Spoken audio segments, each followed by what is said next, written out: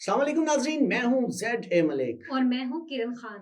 नाज़रीन, आज हम बात करने जा रहे हैं, हमारे साथ क्योंकि मेहमान मौजूद हैं जिनका ताल्लुक हेल्थ के हवाले से है, आपकी सेहत के हवाले से, आपकी फ़िटनेस के हवाले से है और इसके अलावा कुछ ख़ास काम भी वो कर रहे हैं, लेकिन काम क्या कर रहे हैं ये हम आगे चलकर इसके ऊपर बात करेंगे। सबसे पहले मैं मेहमानान की जो है उनके तारुफ़ की तरफ जाऊँगा। किरण, आप क्या कहती हैं आज के प्रोग्राम के हवाले से? बिल्कुल ज़ैड मलिक साहब फ़िटनेस के हवाले से जो है बहुत सारे लोग काम कर रहे हैं और हर इंसान को वक़्त के साथ-साथ हुँ, अपने आप को फ़िट रखने की ज़रूरत होती है। जैसे एक बच्चा पैदा होता है, वो बड़ा होता है, हुँ, तो मुख्तलिफ़ तब्दीलियाँ उसमें आती ऐसे ही हैं है। और फिर उसके बाद खुराक की अगर बात की हुँ, जाए तो फ़िटनेस में खुराक का बहुत बड़ा किरदार होता है। तो आज बिल्कुल इस ऐसे हवाले ही से है। बात करेंगे। हमारे साथ जो मेहमान मौजूद हैं, लाज़मी उनका तारुफ़ जो है हाँ, सबसे करवाना पहले चाहूँगी। जो मैं तारुफ़ कराना चाहूँगा किसी तारुफ़ के मोहताज नहीं है, डॉक्टर नबील अहमद। डॉक्टर नबील अहमद साहब जो हैं ये सेक्रेटरी जनरल हैं पंजाब बॉडी बिल्डिंग एसोसिएशन के और हेड हैं पीएसबी न्यूट्रिशन फैकल्टी के और उनके साथ मौजूद हैं कोमल शरीफ। कोमल शरीफ जो हैं फ़िटनेस ट्रेनर तो हैं लेकिन आईटी के हवाले से बड़ा नाम रखती हैं, आईटी एक्सपर्ट हैं और हमारे साथ मौजूद हैं नोमान अली। ये डायरेक्टर हैं पाकिस्तान प्रोग्रेस के बहुत बासलाहियत हैं और जब अब हम इनके बारे में बात करेंगे, जब आप इनकी बातें सुनेंगे तो यकीनन ये आपको मुतासिर करेंगे। इनके साथ मौजूद हैं राजा हफ़ीज़ साहब। राजा हफ़ीज़ साहब भी जो हैं वो किसी तारुफ़ के मोहताज नहीं हैं। पाकिस्तान में इनका बहुत सारा काम है और आज हम इनको आज ख़ुसूसी तौर पे स्टूडियो में इसलिए भी मदऊ किया है क्योंकि इन्होंने बहुत सारे लोगों को जिसमें सिर्फ़ पाकिस्तानी नहीं ओवरसीज़ पाकिस्तानी भी हैं, उनको एक मकसद दिया। ये मकसद क्या है? हम इस हवाले से बात करेंगे। थोड़ा-सा इनके बारे में मैं आपको बताता चलूँ कि ये प्रेज़िडेंट हैं पाक स्विस फ्रेंडशिप फोरम के और हार्ट ऑफ लाइफ के हवाले से भी एक जो है इन्होंने काफ़ी सारा काम किया है। मैं सब मेहमानान को खुशामदीद कहता हूँ स्टूडियो में और सबसे पहले डॉक्टर साहब मैं आपकी तरफ चलूँगा कि फ़िटनेस के हवाले से आपने बड़ा काम किया। सेहत एक आपका ख़ास मौज़ू रहा। ठीक है, आपने एमबीबीएस की, आप डॉक्टर बने और फिर न्यूट्रिशनिस्ट भी बने, लेकिन आपने किसी हॉस्पिटल को जॉइन नहीं किया। आपने एक बिल्कुल डिफरेंट लाइन चुनी लोगों की हेल्थ के हवाले से। इसकी क्या वजह थी? देखिए, अगर हम थोड़ा-सा गौर करें ना, तो ये फ़िटनेस को हम सेकंड हॉस्पिटल कहते हैं। तो इसका मतलब है ज़रूरी नहीं कि आप उस हॉस्पिटल में जाएँ, उसका इंतज़ार करें। उससे पहले जो हॉस्पिटल आता है मैं यानी फ़िटनेस, तो उस तरफ आ जाएँ। इसीलिए जब मैं फ़िटनेस की डेफ़िनेशन करता हूँ, जो मैंने अपनी पीएचडी में लिखी है, वो बड़ी यूनिक है। वो ये है कि ऑप्टिमल परफ़ॉर्मेंस, मतलब आप सब कुछ ना कुछ परफ़ॉर्म कर रहे हैं, लेकिन शायद उस लेवल पे कोई काम नहीं कर रहा हो। जो उस लेवल पे आप काम करेंगे, उसको ऑप्टिमल परफ़ॉर्मेंस कहेंगे। और ऑप्टिमल परफ़ॉर्मेंस बड़ा सिंपल है कि आपको पता हो कि आपने अपनी स्ट्रेंथ को कैसे मैनेज करना है, ठीक है? आपको ताकत कहाँ लगानी है, थप्पड़ मारना स्ट्रेंथ नहीं है, जिम में जाके वज़न उठाना स्ट्रेंथ नहीं, स्ट्रेंथ को कहाँ लगाना है। दूसरा, आपको पता हो कि आपने अपनी बीमारी को कैसे मैनेज करना है। आपने देखा है फ़िटनेस प्लेयर, ये स्पोर्ट्स प्लेयर है, बीमार भी हैं, डायबिटिक पेशेंट है, जैसे वसीम अकरम हैं, दूसरे हैं, लेकिन फिर भी वो परफ़ॉर्म कर रहे हैं। और तीसरा, आपको पता होना चाहिए स्ट्रेस को, जो पाकिस्तान में सबसे सबसे ज़्यादा ज़्यादा है, है। और उसको मैनेज करना ही फ़िटनेस है। ये अच्छा 3 चीज़ों को अच्छा मैनेज करना है। बहुत बहुत सारे लोगों को पता ही नहीं होता कि हम इस वक़्त एंग्ज़ायटी का शिकार हैं या डिप्रेशन का शिकार हैं। हम बाज़ अगर लोगों को ये बोलते हैं कि भई आपको लगता है ये जो आप डिप्रेशन हुआ है, आपको लगता है एंग्ज़ायटी का शिकार हैं, इसी वज़ह से आप काफ़ी सारे जिस्मानी अवारिस का शिकार हैं। लेकिन वो कहते हैं नहीं, नहीं हम तो बिल्कुल नॉर्मल। इसकी क्या वजह है ऐसा? देखिए, वो जो आपने थोड़ी देर स्टार्ट करने से पहले बताया कि हफ़ीज़ साहब ने डिसेबिलिटी पे बड़ा काम किया। तो ये असल में ये भी डिसेबिलिटी है। ये इसको कहते हैं हिडन डिसेबिलिटी। ये यानी ना लोगों जानना, ना अपने आप को समझना ऐसी ही ना। डिसेबिलिटी जो लोगों को पता ही नहीं है। हुँ, एंग्ज़ायटी है फ्यूचर का, हुँ, और डिप्रेशन माज़ी का, कुछ डिप्रेशन जो होता है। तो ये भी एक ये डिसेबिलिटी है, और इसको कवर करने के लिए या तो वो हॉस्पिटल है हुँ, या फिर फ़िटनेस है, मतलब न्यूट्रिशन है। क्योंकि फ़िटनेस का तरीका यही है, सबसे अच्छा न्यूट्रिशन इस्तेमाल करें जो आपकी बॉडी के लिए ज़रूरी है। हुँ, ये नहीं कि लोगों को देख के खाएँ। कोई अंडे खा रहा है तो आप भी शुरू हो जाएँ, नहीं। वो न्यूट्रिशन जो आपकी उम्र, आपकी एज, आपके वर्कआउट के हिसाब से मुनासिब है, हुँ, ताकि सेकंड अच्छा हॉस्पिटल जाने अच्छा से पहले डॉक्टर फर्स्ट साहब हॉस्पिटल। अच्छा डॉक्टर साहब इसी बात से मैं शुरू करती हूँ अपनी बात कि इंसान की ज़िंदगी के 3 हिस्से होते हैं, बचपन, जवानी और बुढ़ापा। इन तीनों फ़ेज़ेज़ में आप क्या समझते हैं ग़िज़ा के हवाले से हमें किस तरह अपने आप को जो है बचपन में, जवानी में और बुढ़ापे में कमाल है जी, यही तो फ़िटनेस है जी। बात ये है, न्यूट्रिशन पता है क्या है?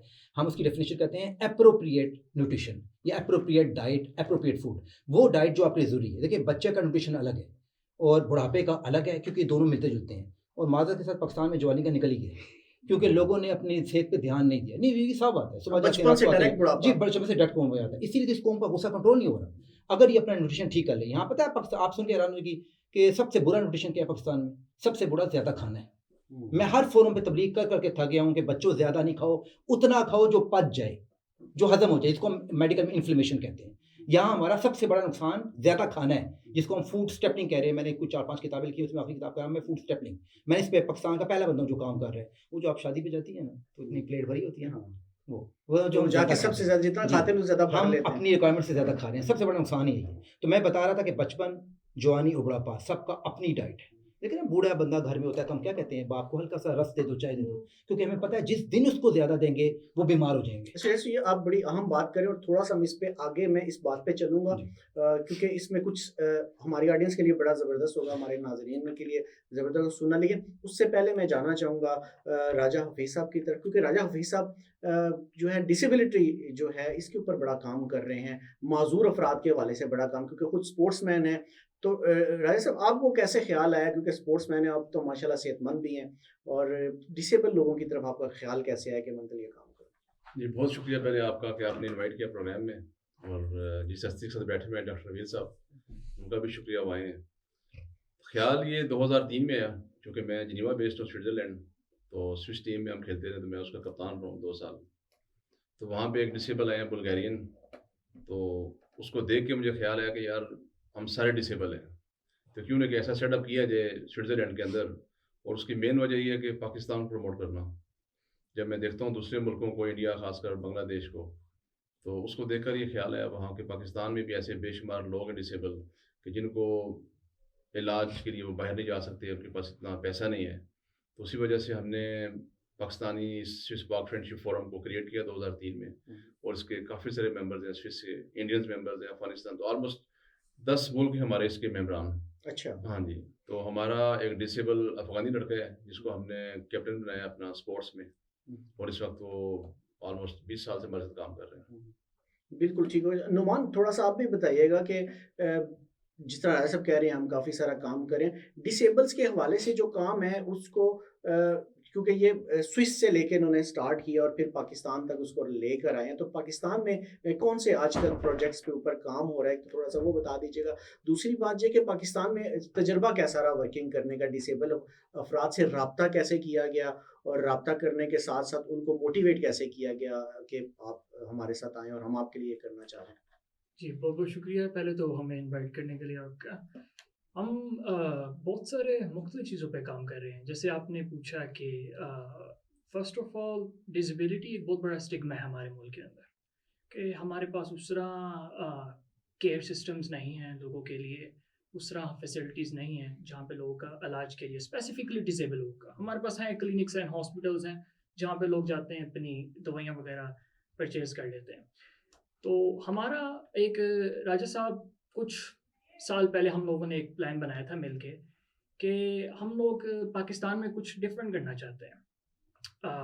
हमने देखा कि पाकिस्तान से काफ़ी लोग हैं जो स्पोर्ट्स में तेज़ हैं, जैसे कि हमारी पाकिस्तान की क्रिकेट टीम है जो कि काफ़ी इंटरनेशनली वेल नोन है। We have won the world championships as well. तो हम लोगों की कोशिश ये थी कि हम पाकिस्तान में एक ऐसा दायरा बनाया जाए जहाँ पर जो डिसेबल लोग हैं उनको उस हमारे सेंटर के थ्रू कुछ नौकरियां भी मिलें, कुछ स्किल्स मिलें, उनका इलाज किया जाए और उनको प्रमोट किया जाए। जैसे आपने बताया कि हम लोग साहब ने बताया कि हम सब डिसेबल हैं, हम तो जो इस बात की वैसे डॉक्टर साहब से भी बाद में वजाहत लेंगे कि जी, हम जी। सब कैसे माजूर हैं, जी। लेकिन ठीक है, आप अपनी बात कंटिन्यू। जी, तो हमारी कोशिश ये है कि हम एक इस्टेब्लिश कर रहे हैं वेलनेस सेंटर इस्लामाबाद गुलबर्ग में। एंड उस सेंटर का मकसद ये होगा कि हमारे पास जितने भी माजूर लोग हैं, अंधे हैं, बहरे हैं, जैसे भी हैं, हम उन सबको एकोमोडेट करेंगे, वहाँ पर उनका इलाज किया जाएगा और उनको एकेडमिक्स भी पढ़ाई जाएंगी और उनको तालीम दी जाएगी काम के लिहाज से भी, जिसमें उनको बाहर के मुल्क से इंटर्नशिप स्कॉलरशिप्स दी जाएंगी, मुख्तलिफ प्रोग्राम्स होंगे और मुख्तलिफ हमारे उस प्रोजेक्ट में डिपार्टमेंट्स हैं। पर उसका जो हमारा मेन मकसद होगा वो ये होगा कि हम पाकिस्तान में स्पोर्ट्स डिसेबिलिटी को हाईलाइट करें। और अच्छा, एक तो ये जो जितना आप बता रहे हैं, ये लाहौर में आप लोगों ने स्टार्ट कर दिया उसके ऊपर काम, जी, तो बाकी शहरों पर भी, जैसे वफाकी हमारा दारुल हुकूमत इस्लामाबाद रहा, बाकी शहरों तक भी लेके आएंगे? जी, जी, हम लोग इसको इस्लामाबाद में स्टार्ट कर रहे हैं अभी, ठीक है। गुलबर्ग से स्टार्ट कर रहे हैं। वहाँ पर एक वेलनेस सेंटर खोला जा रहा है, बहुत जल्द उसकी opening गुलबर्ग की जाएगी। ग्रीन्स। जी, गुलबर्ग ग्रीन के अंदर। तो हम लोग कोशिश कर रहे हैं कि कुछ माह के अंदर उसकी ओपनिंग की जाए। और वहाँ पर हम बहुत सारे पाकिस्तानी जो आपके ओलंपिक्स एथलीट्स हैं जो डिसेबल्ड हैं जो कि इंटरनेशनल ओलंपिक्स में कम्पीट कर रहे हैं, हम उनको भी बुलाएंगे और हम चाहते हैं कि वो एक मोटिवेशन बने बाकी डिसेबल लोगों के लिए। और हम प्रॉपर, हमारे पास कोचेज़ हैं जो बाहर से यहाँ आया करेंगे, उनको गाइड किया करेंगे और हम कोशिश कर रहे हैं। काफी काम इसका मतलब है हो चुका है हाँ और आगे जारी भी है जी। बिल्कुल बाकी ठीक। हम कोशिश कर रहे हैं, हमारे साथ ये डॉक्टर नबील साहब हमें बहुत अच्छे फ्रेंड मिले हैं एंड वी आर हैप्पी कि वो हमारे साथ इस चीज़ में काफ़ी। डॉक्टर नबील साहब तो इस हवाले से बड़ी वो डॉक्टर साहब आप क्या कहेंगे डिसेबल्स के हवाले से कि डिसेबल जो लोग हैं उनके ऊपर जिस तरह इन्होंने बताया कि आप प्रोजेक्ट शुरू हुआ हुआ है, चूँकि आप सारी ज़िंदगी फिटनेस के हवाले से बड़ा काम किया, इस हवाले से क्या कमी फील की जा रही थी कि पहले इतना काम नहीं हो रहा था डिसेबल्स की फिटनेस या जी बाकी? हमें देखें स्पोर्ट्स का एक हिस्सा हमारा पैरा ओलंपिक्स होता है ना, जिसमें मजदूर लोगों की जी, जी। स्पोर्ट्स होती है, तो हमें ये बहुत मसला बन रहा था कि इधर साफ बात है जी, आम बंदे का इलाज सही नहीं हो रहा। तो स्पोर्ट्स में जो इंजर्ड हैं जी, जी। या फिर जिस तरह वो डिसेबल्ड बता रहे हैं उनका इलाज तो वाकई ये एक बड़ी प्रॉब्लम है, क्योंकि वो बच्चे जो है ना वो लाइन में भी नहीं लग सकते और उनके लिए ज़्यादा मसाइल है। तो इसमें शक नहीं है कि हमें इस सिलसिले में कोई प्रॉपर हमारे यहाँ काम नहीं हो रहा, इसीलिए मुझे एक अच्छा फोरम मिला है, तो मुझे लगा कि हमें इस कॉज के लिए काम करना है। देखिए एक बात बताऊँ मैं आपको ये डिसेबल के बारे में, ये डिसेबल का जिक्र अल्लाह ने कुरान में भी कर दिया है और बड़ी इज्जत दी है। सूरत अबस है ना, अबसा व तवल्ला अन जाअहुल आमा, जब हमारे नबी के पास एक डिसेबल आए ना, आंखें नहीं थी उनकी, तो आप दूसरे सरदारों से बात कर रहे थे तो अल्लाह ने बड़ी सख्ती से आपको बोला कि उनको रुक जाएं, पहले इस डिसेबल को डील करें। तो ये डिसेबल की रिस्पेक्ट हमें खुद करनी पड़ेगी और तरस खा के नहीं करनी पड़ेगी, रुझान बदलना पड़ेगा, ऐसा एनवायरनमेंट तैयार करना पड़ेगा कि जिसके भी घर में डिसेबल हो। इसीलिए मैं अक्सर कहता हूँ कि हम भी किसी वक्त डिसेबल हो जाएंगे, सारों ने हमें, तो मैं कहता हूँ उन डिसेबल के लिए ऐसा रुझान बनाना पड़ेगा, एटीट्यूड बनाना पड़ेगा। यानी हम अक्सर कहते हैं ना, सॉरी मैडम कहती हैं लड़कियों को एम्पावरमेंट है नहीं, मैं कहता हूँ यार लड़कियों को ठीक है और डिसेबल को भी तो एम्पावरमेंट मिलनी है ना, सब जेंडर्स को एम्पावरमेंट मिलनी, इक्वलिटी तो तब होगी। हम कोमल की तरफ भी चलते हैं। आप तो माशाल्लाह फिटनेस ट्रेनर भी हैं और मुझे ये बताइए कि बहुत सारी ख़वातीन आपके पास आती हैं फिटनेस के लिए, तो अमूमन जब आपके पास ख़वातीन आती हैं फिटनेस के हवाले से तो सबसे पहली बात आप उन्हें सजेस्ट क्या करते हैं? अच्छा देखें, पहले तो वुमेन जो हमारे पास आती है, मैं आपको फिटनेस थोड़ा सा डिफाइन कर दूँ कि हम उनको क्या बताते हैं। फिटनेस हमारे यहाँ पे क्या है कि appropriate training with sensible diet, कि आपको पता होना चाहिए आपने किस तरह की ट्रेनिंग करनी है और उसके साथ डाइट आपका न्यूट्रिशन किस तरह का होना चाहिए। और माजरत के साथ हमारे पास जब ख़वातीन आती हैं तो या तो वो शादी से पहले हमारे पास जिम करने आती हैं सिर्फ इसलिए कि हमारी शादी और हमने वेट गिराना है, या उनका जो है रुझान ये होता है हमारे मुआशरे में ये एक रुझान बन चुका है कि सिर्फ आपने शादी से पहले ही जाके वेट गिराना है और आपका जो पर्पस है ना औरतों की फिटनेस का वो सिर्फ यहाँ तक है कि जी अब हमारी शादी होनी, हमने वेट गिरा लिया, डेट सीट, हमने एक शोहर हासिल कर लिया, अब इससे आगे हमारा कोई वो नहीं है। तो मैं आपको ये सच बता रही हूँ, यही हमारे मुआशरे का रुझान बन चुका है। तो हमारे पास जब ख़वातीन आती हैं तो हम उनको ये बात सबसे पहले बताते हैं कि देखें ये फिटनेस इसलिए नहीं है कि आपने सिर्फ इसको लिमिटेड कर लिया अपनी लाइफ में, इसको अपना लाइफस्टाइल बनाएं, इसको एज अ लाइफस्टाइल लेके चलें और ये फिटनेस आपको असल जो काम आएगी वो आपके बुढ़ापे में काम आएगी। जब आपका कोई सहारा नहीं होगा तो ये फिटनेस ही आपको सपोर्ट करेगी। वहाँ पे आपके बच्चे, आपके वालिदैन, आपका शोहर सब आपको छोड़ देते हैं, तो ये फिटनेस ही वहाँ पे आपके काम आती है जो आपका सहारा एक चीज़ बड़ी इंपॉर्टेंट है पूछने वाली, चूंकि हम इसमें डिसेबिलिटी पे भी बात कर रहे थे, तो क्या ऐसी ख़वातीन भी आपके पास आती हैं कि जो डिसेबल तो हों लेकिन उस अपनी इस माजूरी पे काबू पाने के लिए आपको कहती हैं कि हम आपके पास फिटनेस के लिए हैं, कोई ऐसा भी होता है? देखें ये जो आपने कहा है ना, इसमें हमारे पास आती हैं ऑफ कोर्स, उसमें हम उनको क्या बता, देखिए जो फिटनेस जब आप हमारे पास आते हैं ना ट्रेनिंग करने के लिए, तो ये एक बहुत बड़ा सोर्स है आपके डिप्रेशन को कम करने का, आपके अच्छे डोपामिन वगैरह के हार्मोन्स रिलीज करने का। तो इससे क्या होता है कि जब वो हमारे पास आती हैं और हम उनको ये चीज़ें बताते हैं और वो अपने डिप्रेशन पे काबू पाती हैं, तो वो किसी हद तक उनके अंदर इस चीज़ का पैशन जाग जाता है कि नहीं यार हमने फिटनेस करनी है। हम अच्छा कोमल, मैं ये पूछना चाह रही थी कि जैसा कि अभी आपने बताया कि ख़वातीन जो आपके पास शादी से पहले आती हैं अपने आप को फिट करने के लिए, तो क्या आपके पास ऐसे लोग भी, ऐसी भी लड़कियां आती हैं जो कि फिट करने के साथ साथ अपने आप को फिट करने भी आती हो?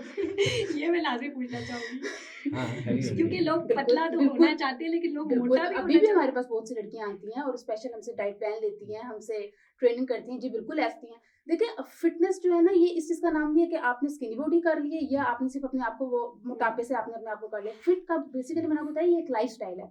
आपने फिटनेस सिर्फ आपकी कॉस्मेटिक या फिजिकली फिटनेस नहीं है, आपकी मेंटल फिटनेस भी है, आपकी कॉस्मेटिक भी है। आपने मुआशरे में जाकर परफॉर्म किस तरह करना है वो भी, आप फिट होंगे, आप स्मार्ट होंगे तो आप मुआशरे में जाके अच्छा परफॉर्म कर सकेंगे।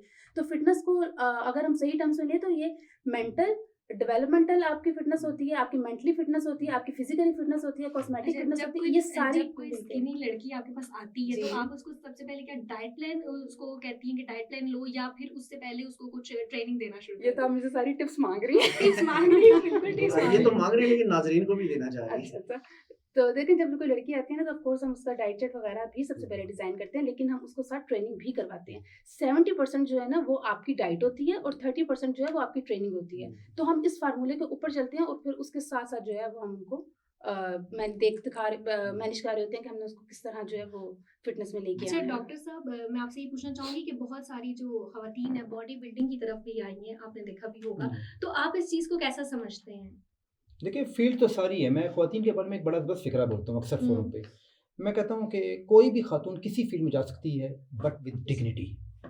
अगर कोई औरत डिग्निटी से जाती है तो यकीन जान, देखिए ना, हम अपने बच्चों का फीमेल का इलाज फीमेल डॉक्टर से कराते हैं, पढ़ाना चाहते हैं फीमेल टीचर से, दुकान पे भी हम कहते हैं फीमेल हो, दर्जी हो, कोई भी हो, फीमेल हो। तो इसका मतलब फीमेल फील्ड में हमें कोई एतराज़ नहीं होता। हम कहते हैं जब भी औरत काम करे, खातून काम करे, विद डिग्निटी करे। लेकिन एक होता है फिट रहना और एक होता है बॉडी बिल्डिंग, आ, खवातीन का बॉडी बिल्डिंग की तरफ आना। मैं देखें, हम चूंकि इस्लाम में हमारे साथ है, तो हम कहते हैं कि किसी लिमिट के अंदर हो सकता था काम, लिमिट के अंदर। मसलन आपने शोर से मुकाबला करना है तो कर ले बॉडी बिल्डिंग मारने के लिए, उसको एक लिमिट है सर कुछ। अगर आप अमेरिकन यूरोपियन स्टाइल में कह रही हैं तो आपको पाकिस्तान नाम शोर को मारने के लिए फिर बॉडी बिल्डिंग से भीतर बॉक्सिंग सीख ले तो वो ज्यादा मनीषा काम भी आएगा। यहाँ पे ना नाज़िर, प्रोग्राम में बोल हाँ, रही है। बिल्कुल। नाज़िर, अभी हम चलते हैं कि छोटे से ब्रेक की जाए और ब्रेक के बाद आते हैं, उससे बात करते हैं।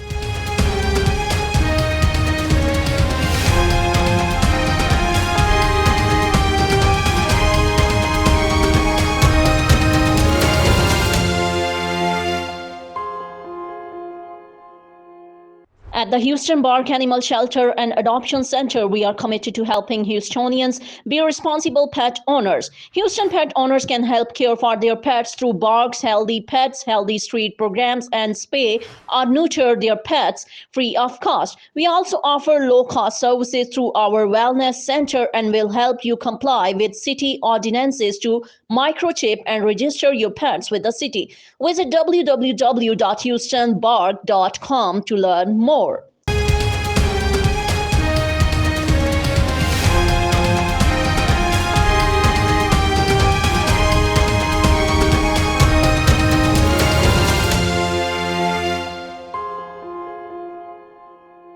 जैसे मौजूद मौजूद हैं डॉक्टर नबील साहब, राजा हफीज साहब, नुमान अली और कोमल शरीफ। सबसे पहले फिर डॉक्टर साहब मैं आप ही की तरफ चलूँगा कि डिसेबिलिटी के ऊपर काफ़ी सारा जो काम है हमें पहले बताया राजा हफीज साहब ने भी और नुमान ने भी उसके ऊपर रोशनी डाली। ठीक है, हमारे माशरे में इस वक्त बहुत सारी ज़रूरत है डिसेबिलिटी की, लेकिन जिस तरह ये प्रोजेक्ट्स लेकर आ रहे हैं और जिस तरह ये ओवरसीज़ पाकिस्तानियों को इस तरफ राग़िब करें कि वो पाकिस्तान में जो है इस हवाले से फंडिंग भी करें और लोग आएँ, आगे आएँ, इसको किस नज़र से आप देखते हैं? क्योंकि किसी को कन्विंस करना और इस तरफ एक यानी उसके लिए कॉज बना देना, एक मिशन बना देना, ये भी बहुत बड़ा काम है मेरे ख्याल से। देखिए, मैं अक्सर फोरम पे कुछ लोगों को बोलता हूँ, आपको बड़ा अजीब लगेगा, लोगों को बड़ा अजीब लगती है बात, लेकिन सच है। ये जो बीमारी है ना और ये मौत है, ये शिफा है, ये आपको इंसान बना देती है।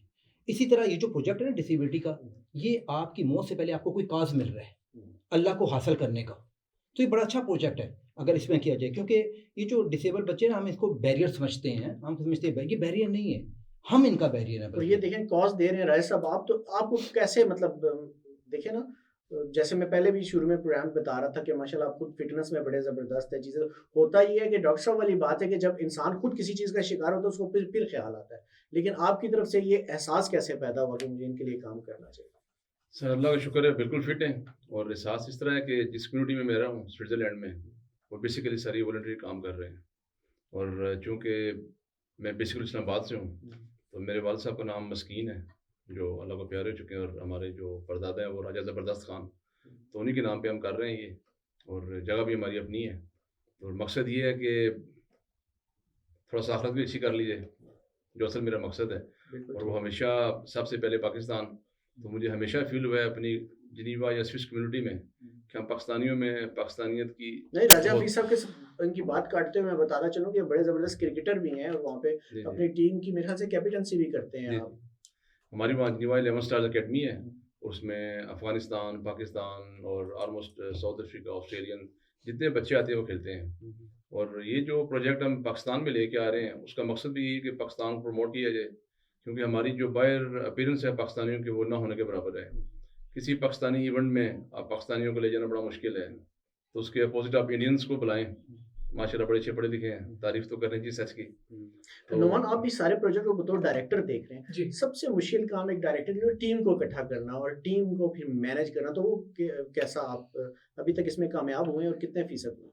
शुरू में हम लोगों ने इस जो प्रोजेक्ट को स्टार्ट किया था, हम लोगों का डायरेक्शन जो थी वो स्विट्ज़रलैंड जिनीवा में बेस्ड थी। हम पाकिस्तान में हम इस चीज़ को बड़ी मुश्किल से लेकर आ रहे थे, क्योंकि यहाँ पर जो लोग हैं उनको, जैसे डॉक्टर साहब ने भी बताया कि बहुत सारे लोग हैं उनको इस चीज़ की अवेयरनेस नहीं है। हमारा एक अपना भी एक स्टिग्मा है, स्टीरियोटाइप है, लोगों की एक सोच है जिसमें वो कहते हैं ठीक है माजूर है तो बस ये ऊपर से ही ऐसा है तो इसको ऐसे ही रहने देते हैं, उस पर वर्क नहीं किया जाता, उसको इस तरह किसी बाहर से चंदा मंगवाएंगे या उसको छोड़ देंगे। डिफरेंट टाइप की फैमिलीज़ हैं, जो फैमिलीज़ हैं वो अफोर्ड कर लेती हैं और कुछ फैमिलीज़ हैं वो अफोर्ड नहीं कर पाती। अब जो फैमिलीज़ नहीं अफोर्ड कर पाती वो बच्चों को बड़ी गलत जगह पे लगा देते हैं। तो हमारे दिल में ये हमदर्दी है कि जैसे राजा हफीज़ साहब ने बताया कि स्विट्ज़रलैंड जिनीवा के अंदर काफ़ी रेफ्यूजीज़ आते हैं, बांग्लादेशी भी हैं, नेपाली भी हैं, डिस्पाइट द रिलीजन और या तो उनकी नस्ल या उनके कौम या कल्चर से हमें लेना देना नहीं, इंसानियत की नाम के ऊपर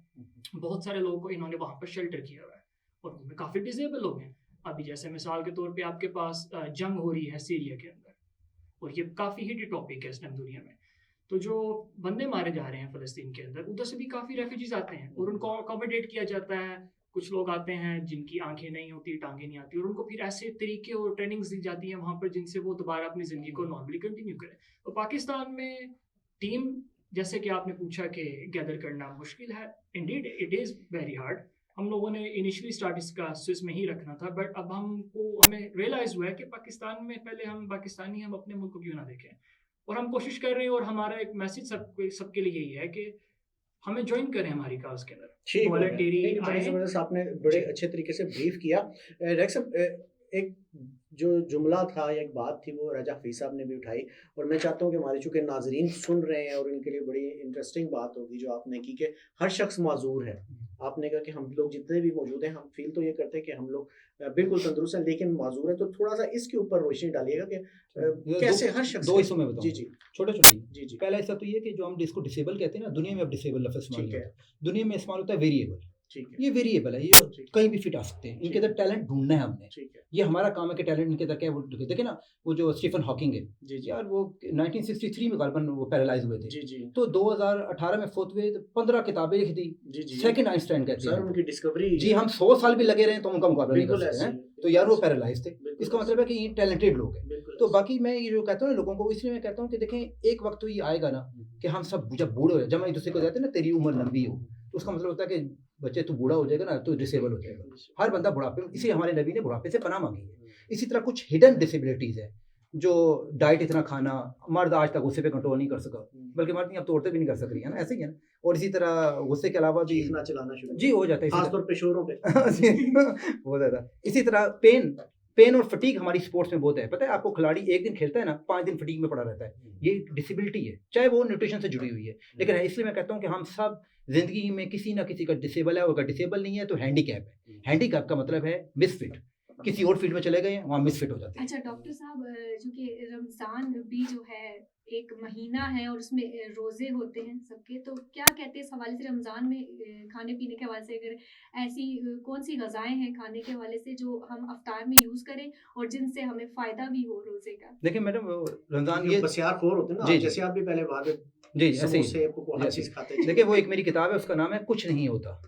तो उसमें हम वाकई कुछ नहीं हाँ, होता। तो उसमें हम लोगों को कहते हैं कि देखें चैंपियन के घर चले जाओ, वो भी आगे समोसा रख देगा, ठीक है ना। लेकिन मैं आपको बात बताऊँ, देखिए आपने एक लफ्ज़ कीटो डाइट का सुना होगा, है ना, बड़ी मशहूर है। तो रमज़ान में आपको बॉडी खुद ब खुद कीटोन्स पे चली जाती है, यानी बॉडी रमज़ान में फैट गिराने लग पड़ती है। क्यों? क्योंकि आपने 12-14 घंटे का रोज़ा रखा होता है। तो इसका मतलब है कि रमज़ान में अगर आप बेहतियाती भी करें तब भी फैट गिरती है। और मेरा ये बिलीफ है कि हमारे नबी सल्लल्लाहु अलैहि वसल्लम ने फरमाया रोज़ा बाइस बरकत है, तो बिलीव करें बाइस बरकत है। यानी सिर्फ जितना ये मर्ज़ी खाएं। नहीं, सिर्फ ये कि साथ वर्कआउट करें। हम्म, अगर वर्कआउट नहीं करना फिर जितना मर्जी नहीं। एक्सरसाइज अगर आप खा रही हैं तो आप एक्सरसाइज करें, और वो भी करें रोजे की हालत में, ताकि जो कीटोन बने हुए हैं, जो फैट सारा दिन खा खा के आपने स्टेप नहीं करके इकट्ठी की है, वो खत्म बंद हो जाए। ये टेक्निक। अच्छा कोमल आप बताइएगा कि खवातीन के लिए जो है कौन सा टाइम बेस्ट होता है एक्सरसाइज के लिए? देखिए टाइम जो है ना, वैसे तो हम हमेशा कहते हैं कि आप मॉर्निंग में आके एक्सरसाइज करें, लेकिन ऑफ कोर्स हमारी खवातीन के पास इस तरह टाइम नहीं है, उन्होंने घर भी मैनेज करना है। तो और हमारी खवातीन थोड़ी सी जो है वो लेजी भी बहुत ज़्यादा है, तो हम उनको फिर कहते हैं कि यार आप किसी भी टाइम पे कर लो। Of course morning time best है, क्योंकि उस टाइम पे नाश्ते से पहले, ब्रेकफास्ट से पहले आप आके एक्सरसाइज करें, लेकिन वो हमारे यहाँ पे फिजिबल नहीं है हमारी सोसाइटी में। तो आप किसी भी टाइम पे करें, लेकिन कर लें। हम तो उनका ये रुझान डेवलप करने की कोशिश करते हैं, आप आए तो सही फिटनेस में, वर्कआउट करें, जितना भी करें, थोड़ा करें, ज्यादा करें, लेकिन आप करें अच्छा, जरूर, बिल्कुल। इसको डॉक्टर मैनेज साहब, करें। एक और सवाल मैं आपसे करना चाहती हूँ, वो ये कि एक लेटेस्ट रिसर्च है, वो ये कि एक पूरे हफ्ते की एक्सरसाइज, ठीक है, आप 2 दिन यानी 2 दिन एक्सरसाइज की, आपके पूरा हफ्ता वो कवर हो। क्या इस बात में कोई हकीकत है? मैडम ये असल में कंसेप्ट सारे हैं, एक दिन, 2 दिन, 5 दिन, ये यानी हफ्ते में 2 दिन जी भी जी करें तो हाइब्रिड। पूरा मैडम हम 3 दिन करते हैं। मकसद पता है क्या है? जो आपकी वीकली कैलोरीज है वो बर्न करनी है। फर्ज करें आप महीने की 6000 कैलोरीज हफ्ते की 6000 खा रही हैं, तो लगभग 6000 नहीं तो 4000 तो बर्न तो करें ना। बस ये फार्मूला है कि जितना आप खाएं उसके हिसाब से कुछ बर्न करें। लेकिन आप 2 दिन पढ़ के भी तो पेपर पास कर सकती हैं ना। तो ये इसी तरह है कि बर्न करें और खाएं, उनको बैलेंस रखना है। मकसद बैलेंस रखने का है। और ऑफ कोर्स है, एक बात मैं आपको बता दूं, ये जो आप फैट लॉस करते हैं, मसल बनाते हैं, ये रेस्ट में बनता है। ट्रेनिंग तो जस्ट पंप कर रहे हैं, तो हम ट्रेनिंग की तरफ इतनी तवज्जो नहीं देते। हम कहते हैं हफ्ते में 2-3 दिन कर लो, बहुत है। न्यूट्रिशन ठीक होना चाहिए। न्यूट्रिशन जी, तो आज बहुत सारी हमने बातें की और बहुत सारी मेरे ख्याल से आज के प्रोग्राम से आपको नई बातें पता चली होंगी। एक तो डॉक्टर साहब ने आपको टिप्स दी बड़ी ज़बरदस्त किस्म की, और डॉक्टर साहब से हमने अब जो है आप फिटनेस के हवाले से बहुत सारी बातें पूछी। इसके साथ राजा हफीज़ साहब मौजूद थे और नौमान अली मौजूद थे, जिन्होंने बताया कि वो डिसेबल लोगों के लिए क्या पाकिस्तान में करना चाह रहे हैं। यकीनन ये वो काम करना चाह रहे हैं जिसकी इस वक्त ज़रूरत थी, और इन जैसे लोग जो हैं वही माशरे का एक रोशन चेहरा हैं। इसलिए हम भी उनके लिए दुआगो हैं कि अल्लाह पाक इन्हें कामयाब करें। अगले प्रोग्राम तक लिए इजाज़त दीजिएगा। अल्लाह हाफ़िज़।